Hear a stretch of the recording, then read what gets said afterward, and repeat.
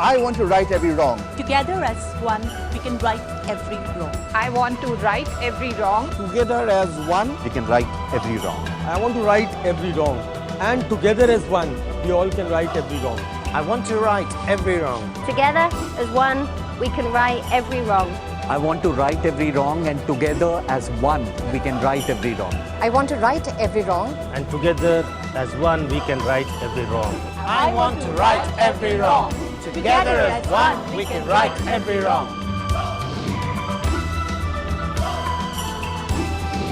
Hi, I'm Tavleen Mandirata and I'm a Rex Karmaveer Global Fellow. I'm Dr. Meenu Chopra and I'm a Rex Fellow. Hi, I'm Deepika Narayan Bhardwaj. I'm a Rex Fellow. My name is Ishita Katyal. I am a Rex Fellow.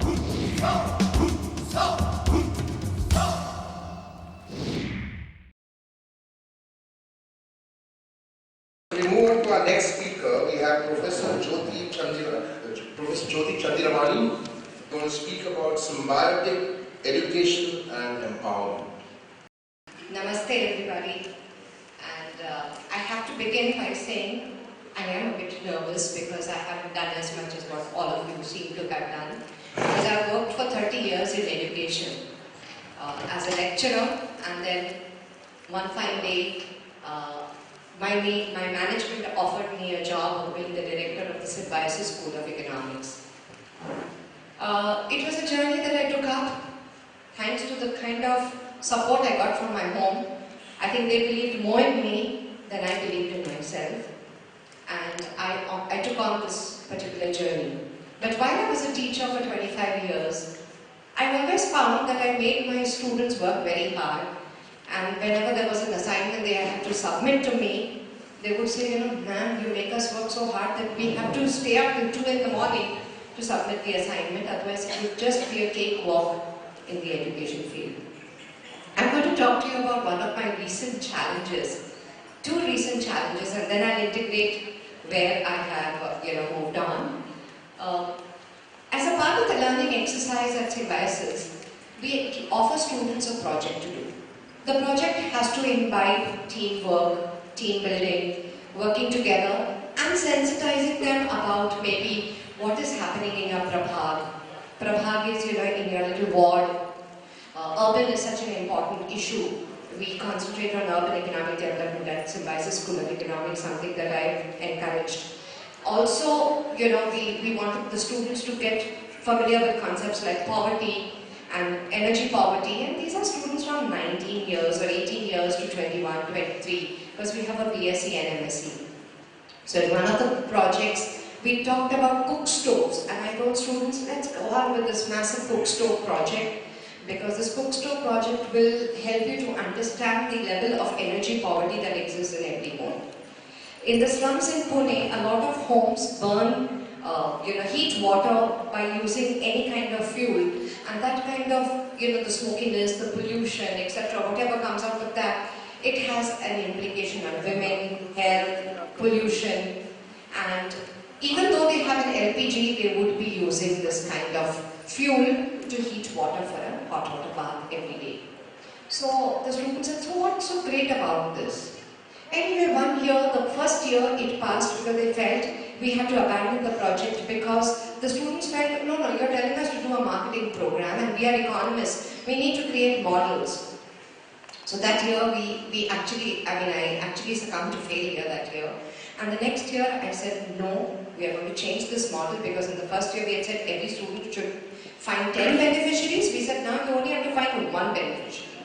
I got 2 letters from the CR, class representative, saying, this is not the kind of work that we want to do. Some of us want to take a drop and we'll do the project next year. So I said, the choice is yours, you take it, but this is a project. The project was well defined, what were the goals, etc. happened. Towards the end of this month, before I came here, I got the letter from the CR who said, ma'am, this has been the greatest learning experience. We went into the slums, we looked at beneficiaries, we looked at people who provided cook stoves, we looked at the pricing, we looked at they took out videos. I said, even if you don't find a beneficiary, prove it to me that you didn't find it. Even if you don't find a cook stove, prove it to me and we will sit to listen to your story.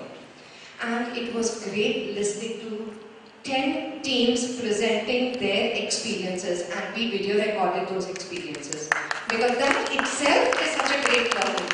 But it was 1 year that I felt, my gosh, what kind of a leader am I? Am I not able to convince 100 students to just listen to me? And that's why I remembered Subbu, because yesterday when he said his poetry out here, he said you have to change mindsets. I belong to a different generation, my students come from a different generation, privileged, because they pay almost fees of 1 lakh rupees to come to college, so they think they have the right to ask, and of course they have a right to ask, and we need to be accountable to them.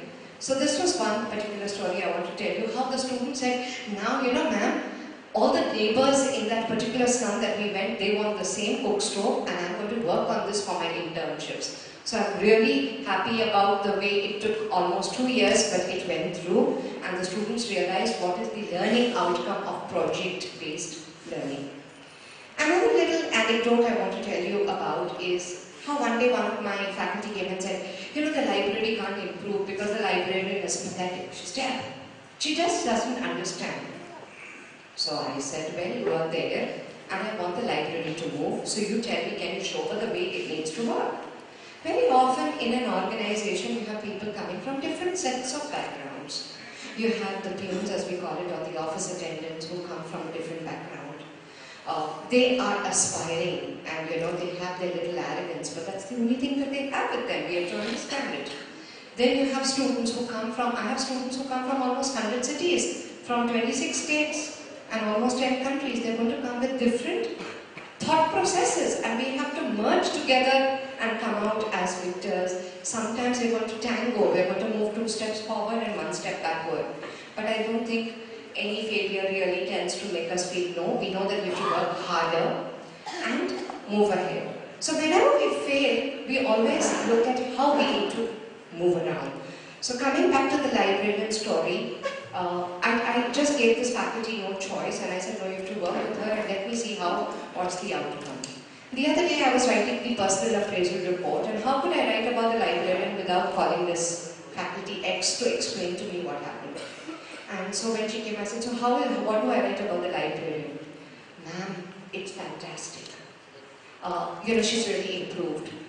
She's done so much, she's done this, she's added the whole data, because we have NAC coming in, so all the data is in place, everything is in place. So I said, you know, thank you, this is thanks to you. She says, you know, these challenges give us opportunities, because each one can mentor one. And with mentoring one, we can't just write off. Only when you have tried and failed can you really say, no, this is not on. You know, this person doesn't need to fit into this organization. So, with different mindsets, with people coming from different backgrounds, students, faculty, non-teaching staff, the office attendants, with their aspiration levels, to integrate and to weave an institution in that takes a lot of challenge. And it takes a lot of inclusion in getting people's thought processes. So whenever I take a decision, I don't take it alone. I make sure I get everyone on board who's affected by that decision on before I make up my final mind. And that's one of the things that I felt has been a great learning in this process of 5 years of being in the Symbiosis School of Economics. Thank you. I want to just use this paper, this book. I want to say that Tavleen Kaur's talk on automobiles and urban transport, Preeti Monga's talk on disability and the need for sensitization, Abhina Ahir's talk on transgender, Subbu's talk on mindset. You know, in the School of Economics, I can actually show you programs that we have touched upon this in the last 5 years. We've touched upon all these issues and you know, inclusion, the joy of giving, etc. It's all there, and I'm so happy that I could connect the dots today. Thank you, ma'am. Any questions, any reflections for Mr. Chandiramanani? I'm also a student of economics. I studied at Delhi School of Economics, and I had just a reflection on what you said. When I was studying, after I graduated from Delhi School, I worked in an NGO at Udaipur. and I interacted very closely with the tribal population in the Aravalli belt. And during my interaction, I realized the difference in what we had read and what was on the ground. And I went back to my college and I told a professor of mine that I wanted to do PhD. And I wanted to study why there was such a huge difference, why we were claiming that India was shining and so much was happening. And my prof actually told me that probably you haven't even understood what we taught you. What will you go and study? What will you do with a PhD? First you should understand what I've taught you. So at such an elite institution, such a great institution as Delhi School of Economics, what I felt was that students are snubbed when they, they're not encouraged to think, they're not encouraged to challenge the theories of economics or merely just ape what is a Western theory and try to look at it in an Indian perspective, whereas things are completely different here. So I'm really, very happy to know the kind of experiences you're giving your students and helping them understand what poverty means. And these are not just numbers, they're not just statistics. What it means to be illiterate, what the illiteracy rate and all that we talk about in economics, the reality behind that is very important for a good economist. True. In fact, I agree with you on this. See, economics has become very mathematical. And when you use the alpha, beta, theta, and you put all your equations of the Cobb-Douglas equations, everything, everybody feels very empowered. Oh my gosh, I'm teaching something that cannot be demystified. It needs to be demystified. So if you want to do that, I tell my students, well, you can do that and you can be the pathologist. What is a pathologist? Who will just say what is wrong. You look at the equations and you will look at what is wrong. But there are two ways of doing research. One is the quantitative method and one is the qualitative method. So why can't both be integrated? So we have room for both. That is why our school is called BSc Economics. And we have our set of arguments where we have a quant center, we have a writing center. The quant center trains the students to come up with models and helps them to achieve that kind of an objective. The writing center and the other center that demystifies things helps people to even take economic journalism into it. So all our students have to do internships. The internship reports have to be vetted by the teacher. Everybody has to make a presentation.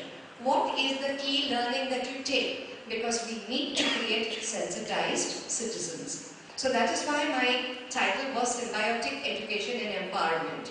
Because you don't get just empowered with the power of knowledge, but with the power of action. Very nice. Thank you.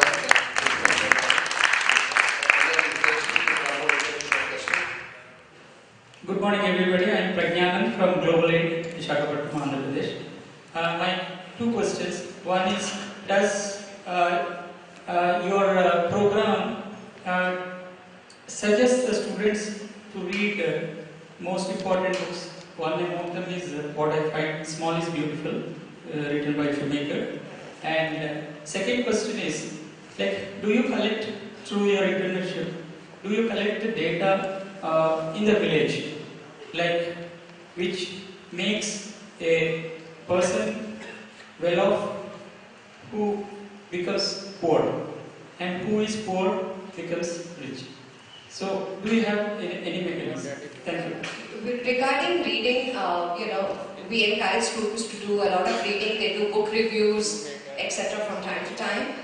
But regarding, rural development projects, I won't say there have been so many, because what has happened is many of them do urban projects, because urban poverty has become as big an issue as rural poverty. They do go to villages, they are sensitized. As I said, I have students coming from 100 cities. So I do take them to the villages in and around our Pune district and take them there to, whether it is Panchhed or Talegaon or, anywhere around there. We move forward and see these villages, what is happening, Khed, Shivapur. But a lot of focus has been on urban poverty. And therefore going into the slums, seeing what is happening over there, understanding how rehabilitation takes place. A lot of good work is being done in the city of Pune. And Pune becomes an absolute laboratory. Imagine I have students from 100 cities who come to my to Pune, and they work with a lot of NGOs around there. They take good practices and go back. Maybe they get empowered to use those practices back in their city. So we are talking about city development in that sense also. I'm a friend here, and my question to you is, you believe in such a economic and things. You synthesize people with what they have seen by experience.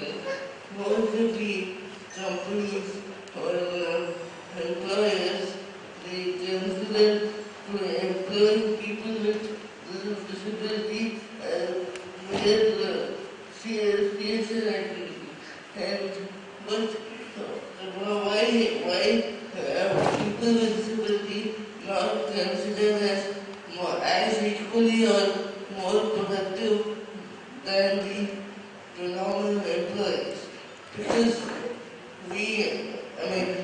people with disability are also, they can be good at their work and they can be productive and they can generate revenue for the company and for the country as well. So do you have programs or ideas where in your institution you synthesize people or students who may become future entrepreneurs so that they can create more job opportunities and ways for employees with disability to make their own life and be independent? Thank you, sir. I just like to say that I think we are all very sensitized to these issues.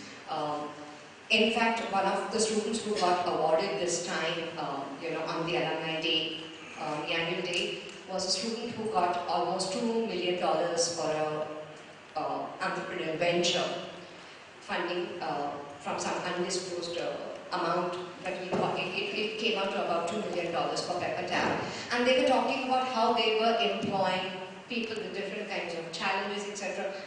The journey for the School of Economics has only begun. It's 2008. Only 4 batches have passed out for the BSc and 2 for the MSc. And I think sensitization has happened, but the ground realities is going to take its time in terms of how I can measure these in due course of time.